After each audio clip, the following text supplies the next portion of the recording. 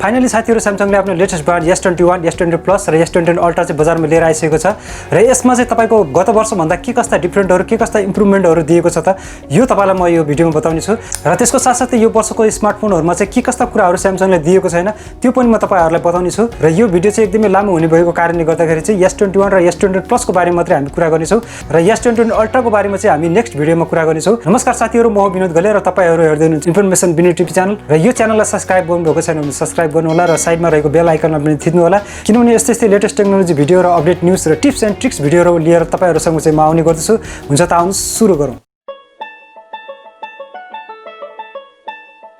र सबैभन्दा पहिला कुरा गरौँ S21 र S21 Plus को डिजाइनको बारेमा, जसमा चाहिँ S21 को डिजाइनको बारेमा भन्नु पर्दाखेरि चाहिँ S21 को ब्याक प्यानल चाहिँ तपाईको पोलिकार्बोनेट अथवा प्लास्टिक मटेरियलले बनेको छ र गत वर्षको S20 को ब्याक प्यानललाई कम्प्यारिजन गर्ने भने चाहिँ त्यो चाहिँ तपाईको ग्लासले बनेको थियो भने तर यो वर्षको S21 को ब्याक प्यानल चाहिँ तपाईको पोलिकार्बोनेट मटेरियल अथवा प्लास्टिकले बनेको पाउनु हुनेछ। तर तपाईले S21 Plus मा चाहिँ ग्लासकै ब्याक प्यानल पाउनु हुनेछ जो चाहिँ गत वर्षकै सेम रहनेछ, जुन चाहिँ अलिकति हाई लेभलको रहेको छ र त्यसैगरी S21 चाहिँ चारवटा कलरमा रहेको छ जुन चाहिँ तपाईको भायोलेट, पिंक, ग्रे र व्हाइट कलरमा रहेको छ र त्यसैगरी S21 Plus को कलरहरुको बारेमा भन्नुपर्दाखेरि चाहिँ यो चाहिँ तीनटा कलरमा पाउनुहुन्छ जुन चाहिँ सिल्भर, पिंक, भायोलेट कलरहरुमा रहेको पाउनुहुनेछ र यसमा व्हाइट कलर चाहिँ तपाईले पाउनु हुने छैन। र त्यसैगरी S21 र S21 Plus को क्यामेरा बम्पको कलरको बारेमा भन्नुपर्दाखेरि चाहिँ यो चाहिँ तपाईले गोल्डन कलरको पाउनु हुनेछ र यो चाहिँ तपाईको एल्युमिनियमले बनेको पाउनु हुनेछ र त्यसैगरी यो दुईटैको फ्रेम पनि तपाईको एल्युमिनियमले बनेको पाउनु हुनेछ। र अब कुरा गरौँ यो फोनको मोस्ट इम्पोर्टेन्ट डिस्प्लेको बारेमा, जसमा चाहिँ S21 र S21 Plus दुईटैमा चाहिँ तपाईले डायनामिक AMOLED 2x डिस्प्ले पाउनु हुनेछ र जुन चाहिँ तपाईको Note 10 सिरिज, S20 सिरिज र Z Flip स्मार्टफोनहरुमा चाहिँ तपाईले देखिसक्नु भएको थियो। तर यसमा चाहिँ के डिफरेन्ट रहेको छ भन्दाखेरि चाहिँ 48 हर्ट्ज टु 120 हर्ट्ज सम्मको तपाईले चाहिँ एड्याप्टिभ रिफ्रेश रेट पाउनु हुनेछ र यसलाई अझै इजिली रूपमा भन्नु पर्दाखेरि चाहिँ कुनै पनि मुभी अथवा कुनै पनि भिडियोहरु हेर्नुहुन्छ भने त्यतिखेर हाई रिफ्रेश रेटको आवश्यकता नपर्ने भएको कारणले गर्दाखेरि चाहिँ त्यतिखेर तपाईको रिफ्रेश रेटलाई चाहिँ लो मा मेन्टेन गर्दछ र त्यसको कारणले गर्दाखेरि चाहिँ तपाईको ब्याट्री चाहिँ तपाईको केही खपत हुने जान्छ। तर यदि तपाई गेमिङ गर्नु भएको बेलामा चाहिँ तपाईको 120 हर्ट्ज सम्मको हाई रिफ्रेश रेट जाने गर्दछ र त्यतिखेर तपाईको अलिकति ब्याट्री चाहिँ तपाईको खर्च हुने जान्छ र यो टेक्नोलोजीले गर्दाखेरि चाहिँ तपाईको ब्याट्रीलाई चाहिँ केही इम्प्रुभमेन्ट दिन सक्दछ। त्यसैगरी यो डिस्प्लेको अर्को फिचरको बारेमा भन्नुपर्दाखेरि चाहिँ यसमा चाहिँ तपाईले 1:1 को चाहिँ तपाईले कन्ट्रास्ट रेशियो पाउनुहुन्छ जसले गर्दा चाहिँ तपाईको 1300 को पिक ब्राइटनेस पाउनु हुनेछ र यो फिचरले गर्दाखेरि तपाईले अँध्यारो कोठामा अथवा घाम लागेको ठाउँमा चाहिँ तपाईले राम्रोसँग डिस्प्लेलाई चाहिँ हेर्न सक्नुहुन्छ। त्यसैगरी यो डिस्प्लेको अर्को इम्पोर्टेन्ट फिचर के रहेको छ भने यसमा तपाईले आई कम्फर्ट शिल्ड पाउनु हुनेछ जसले चाहिँ तपाईको आँखालाई चाहिँ प्रोटेक्ट गर्दछ किनभने यसमा चाहिँ तपाईको जुन नीलो किरणहरु आउने गर्दछ जुन डिस्प्लेबाट त्यो नीलो किरणलाई चाहिँ यसले चाहिँ तपाईको यो शिल्डले चाहिँ तपाईको आँखालाई चाहिँ केहीसम्म सेभ गर्न सक्दछ भनेर Samsungले भनेको छ। त्यसैगरी यो डिस्प्लेको साइजहरुको बारेमा भन्नुपर्दाखेरि चाहिँ S21 मा चाहिँ तपाईले 6.1 इन्चको डिस्प्ले पाउनुहुन्छ भने त्यसैगरी S21 Plus मा चाहिँ 6.7 इन्चको डिस्प्ले पाउन सक्नुहुन्छ र यी दुईटैमा तपाईले 1080p को रेजोल्युसन तपाईले पाउन सक्नुहुन्छ र यी दुईटै फोनमा चाहिँ तपाईको पहिलाको फोन जस्तै तपाईको फिंगरप्रिन्ट अनलक र फेस अनलकको सुविधा दिएको छ। त्यसैगरी यो फोनहरुको ब्याट्रीको बारेमा भन्नुपर्दाखेरि चाहिँ S21 मा चाहिँ तपाईले 4000 mAh को ब्याट्री पाउनुहुन्छ भने S21 Plus मा चाहिँ तपाईले 4800 mAh को ब्याट्री पाउनुहुनेछ। तर यी फोनहरुमा चाहिँ तपाईले चार्जर हेडफोन पाउनु हुने छैन। अरु फोनहरुको चाहिँ तपाईले टाइप सी चार्जर हेडफोन छ भने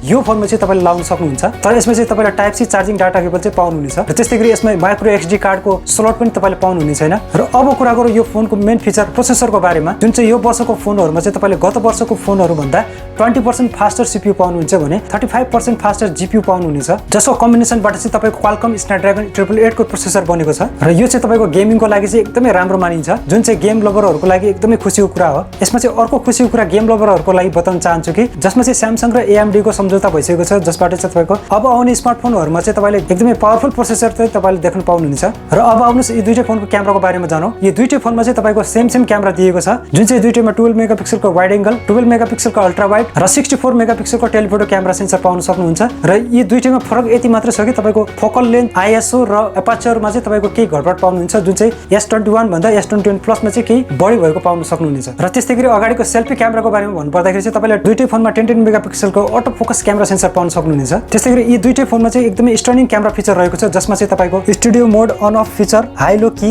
matching colours, portrait excellent, auto white balance, 8K video snap, action photo, directors view feature रहेको छ जसमा चाहिँ डाइरेक्टर भ्यूमा चाहिँ तपाईले सबै एंगलबाट तपाईले भिडियो सुट गर्नुहुन्छ जसमा चाहिँ तपाईले telephoto, wide angle, ultra wide एंगलबाट तपाईले भिडियो सुट गर्न सक्नुहुन्छ। त्यसैगरी यो क्यामेराको एक्सन फोटोको बारेमा भन्नुपर्दाखेरि चाहिँ भिडियोबाट चाहिँ तपाईले फोटो पिक गर्न सक्नुहुन्छ, यसमा चाहिँ त्यो फिचर पनि रहेको छ। र यी फोनहरुको अर्को इन्ट्रेस्टिङ क्यामेरा फिचर के रहेको छ भने तपाईको फोटो खिच्दाखेरि जुन ब्याकग्राउन्डमा जुन मान्छेहरू आएको हुन्छ ती मान्छेलाई पनि तपाईले सजिलै इरेज गर्न सक्नुहुन्छ यो क्यामेरा फिचरबाट। र यो क्यामेराबाट चाहिँ तपाईले 30x सम्मको मजाले जुम गर्न सक्नुहुन्छ। त्यसैगरी अब कुरा गरौँ यो फोनको सेफ्टीको बारेमा। यो फोनमा चाहिँ तपाईको IP68 को वाटर एन्ड डस्ट रेजिस्टेन्सी दिएको छ, जसको अर्थ चाहिँ 1.5 मिटरको पानीको गहिराइमा पनि मोबाइललाई केही नहुने भनेर बताएको छ, जुन चाहिँ तपाईको आधा घण्टासम्म पनि राख्न सक्नुहुन्छ भनेर बताएको छ। वाटर ड्यामेजमा चाहिँ तपाईको कम्पनीले यो भनेको छैन कि यसमा चाहिँ वारेन्टी मिल्छ भनेर भनेको छैन। र IP68 को बारेमा भन्नु पर्दाखेरि चाहिँ यो चाहिँ तपाईको इन्टरनेसनल स्ट्यान्डर्ड रेटिङ हो, जो चाहिँ तपाईको फ्रेश वाटरमा चाहिँ यी फोनहरुलाई चाहिँ आधा घण्टासम्म 1.5 मिटरको गहिराइमा राखेर चाहिँ तपाईको चेक गरिएको थियो र यो चेक गरिए बापत चाहिँ IP68 रेटिङ दिएको छ यसलाई। र यी दुईटै फोनमा चाहिँ तपाईले सेफ्टीको लागि गत वर्ष जस्तै कोर्निङ गोरिल्ला ग्लास भिक्टस तपाईले पाउन सक्नुहुनेछ। त्यसैगरी यो फोनमा चाहिँ युजरहरुको सेक्युरिटीको लागि चाहिँ तपाईको Samsung Knox Vault को फिचर चाहिँ यसमा दिएको छ, जसबाट चाहिँ भिडियो फोटो डाटाहरु चाहिँ तपाईले सेक्युरली शेयर गर्न सक्नुहुन्छ। त्यसैगरी यो फोनमा चाहिँ तपाईले आफ्नो पिन पासवर्डहरु चाहिँ एकदमै सेक्युर रहेको पाउन सक्नुहुनेछ। त्यसैगरी यी दुईटै फोनको अरु फिचरहरुको बारेमा भन्नु पर्दाखेरि चाहिँ यसको OS चाहिँ One UI Android 11 मा रन गर्नेछ भने यी दुईटैको चाहिँ 5G नेटवर्क रहनेछ। अब आउनुस् यी दुईटै फोनको प्राइसको बारेमा जानौं, जसमा चाहिँ तपाईले S21 चाहिँ तपाईले अन्डर 1 लाख सम्म तपाईले पाउन सक्नुहुनेछ भने S21 प्लस चाहिँ तपाईको अन्डर 1,25,000 सम्म तपाईले पाउन सक्नुहुनेछ। फाइनली कन्क्लुजनमा भन्दाखेरि चाहिँ तपाईको यसमा हेडफोन दिएको छैन, चार्जर दिएको छैन र S21 मा चाहिँ तपाईको ग्लास दिएको छैन र एक्सपेन्डेबल मेमोरी स्लोट दिएको छैन। त्यसैगरी यसमा चाहिँ तपाईको 4000 mAh को चाहिँ ब्याट्री दिएको छ। त्यो ब्याट्रीले चाहिँ तपाईको 120 हर्ट्ज सम्मको रिफ्रेश रेटमा ब्याट्री त्यति साह्रो नटिक्ला जस्तो मलाई लाग्छ र डिस्प्लेको रेजोल्युसन 1080p सम्म दिएको छ, जुन चाहिँ तपाईको एभरेज र ठिकै पनि लाग्यो किनभने ब्याट्री कम छ, रेजोल्युसन पनि हाई र रिफ्रेश रेट पनि हाई भएपछि ब्याट्री त झन् चल्ने कुरै भएन। तर एनीवे Samsungले भनेको छ कि अल डे ब्याट्री लाइफ भनेर, तर यो चाहिँ तपाईको नर्मल युजरहरुको लागि हो, जुन चाहिँ तपाईको गेमिङहरु हेभी एपहरु जो चाहिँ चलाउनु हुन्न उहाँहरुको लागि चाहिँ तपाईको अल डे ब्याट्री लाइफ हुन सक्छ। तर जुन युजरहरु चाहिँ गेमिङहरु गर्नुहुन्छ अथवा हेभी एपहरु चलाउनुहुन्छ त्यस्तो युजरहरुको लागि चाहिँ अल डे ब्याट्री लाइफ चाहिँ पक्कै पनि हुँदैन। हस् त साथीहरु, S21 र S21 प्लस सम्बन्धी जानकारी यति नै र यो जानकारी कस्तो लाग्यो तपाईहरुलाई? यदि राम्रो लागेको छ भने भिडियोलाई लाइक गर्नु होला र शेयर गर्नु होला र च्यानललाई सब्स्क्राइब गर्नु भएको छैन भने सब्स्क्राइब गर्नु होला र बेल आइकनलाई पनि थिच्नु होला। र अब आउने भिडियो चाहिँ S21 अल्ट्राको बारेमा डिटेलमा लिएर आउने छु। हुन्छ त तबसम्मको लागि नमस्कार, जय नेपाल।